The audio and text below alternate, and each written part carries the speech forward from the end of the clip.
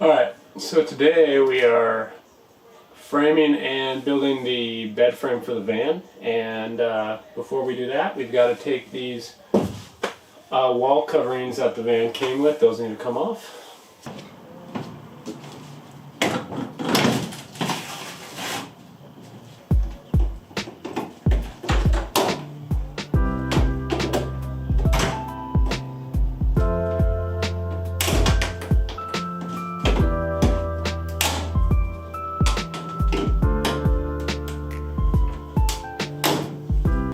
Now that that's all done, we're gonna go to the store to get all the framing and bed frame supplies.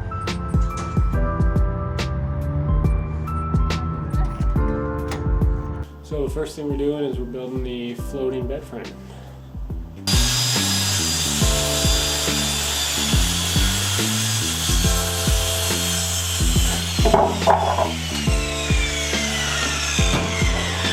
Okay, so we're using the existing holes in the rail to mount the bed, and we are using a 2x10, so we'll hopefully be high enough to mount the bed where the bikes can still go underneath.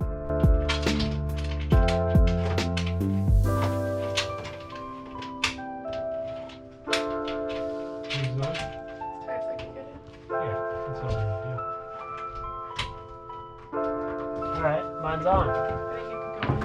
Oh yeah, of course. You're gonna use a wrench. Okay, just want to make sure.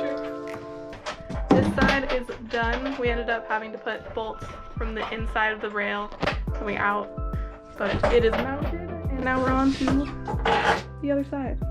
Alright, so yesterday we pretty much built the floating bed frame.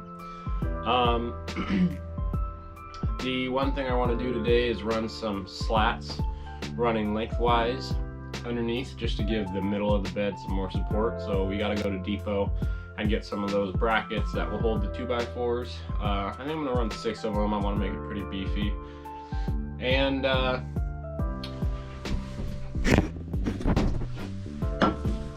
probably throw some screws here because it is starting to separate at the seams from the liquid nails, so that'll be no big deal. Okay, so I just got done at Home Depot and got everything we need to build the slats to support the middle of the bed.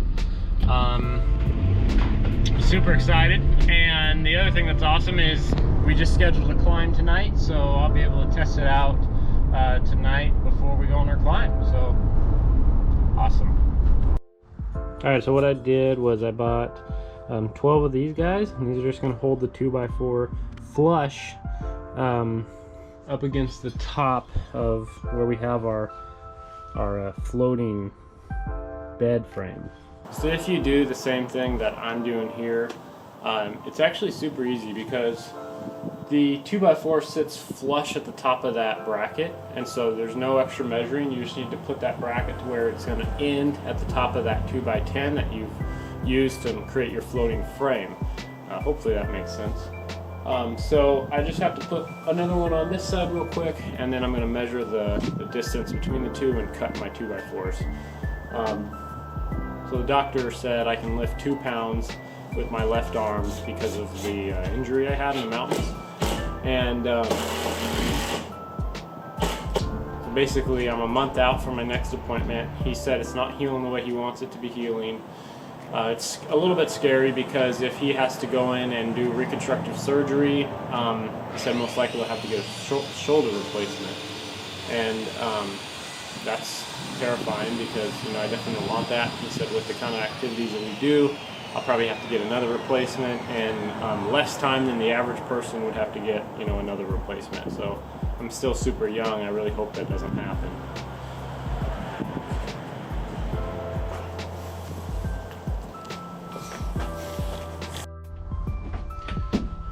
Okay, so I've marked every 10 inches. This board is 5 feet wide, the size of a queen size mattress. So I'm going to have 6, so that means there's going to be a bracket every 10 inches, so we're basically going to have a support every 10 inches. So yeah, it's probably a little overkill, but that's okay. I want this build to be extremely durable, especially since I'm going for that 4-season build. It's going to be on a lot of mountain roads, so nothing wrong with a little extra durability.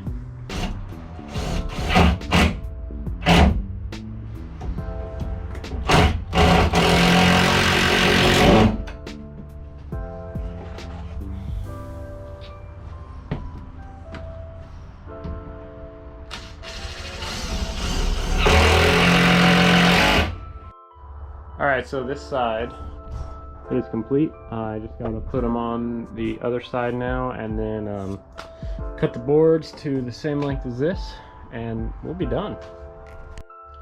Okay, so both sides have all the brackets in. As you can see right there. All the boards are cut. I just gotta put the slide the boards into the brackets and screw them.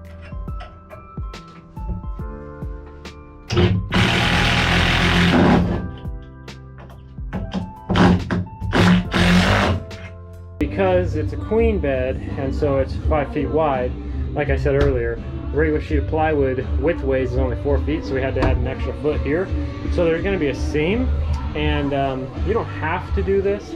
I am screwing down both sections of the bed frame just into the floating mount here, as you can see. That way it will feel like a continuous piece and it will never separate or move. Again, you don't really have to do that, but I feel like it'll definitely keep it a lot more secure, so that's what I'm doing now.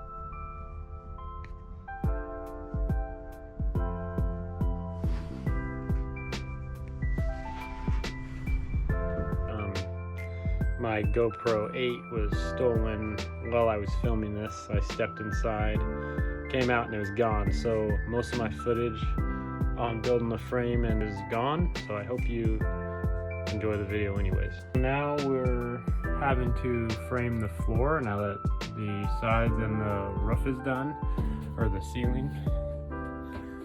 And yeah, so we had to take out our ProMaster comes with this rubber floor, and then underneath that was like a wood subfloor, and so we're going to frame the floor, put the subfloor back on, and then that way that's what our flooring's attached to, whereas instead of like plywood or something, it'll work out well because it's already the perfect size.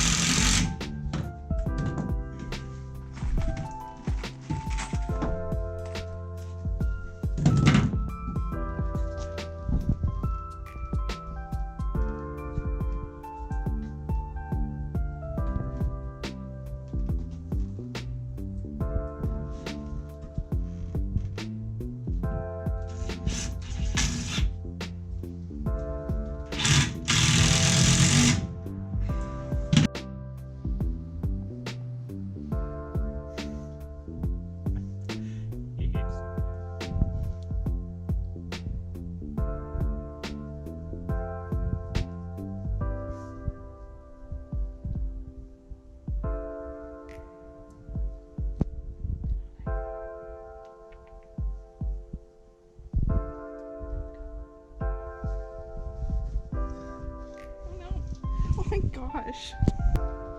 So we just finished framing the van. Our next step is insulating it. The Havelock wool is supposed to be delivered today, but that'll be for the next video. If you liked the video, please consider liking or subscribing. Thanks for watching.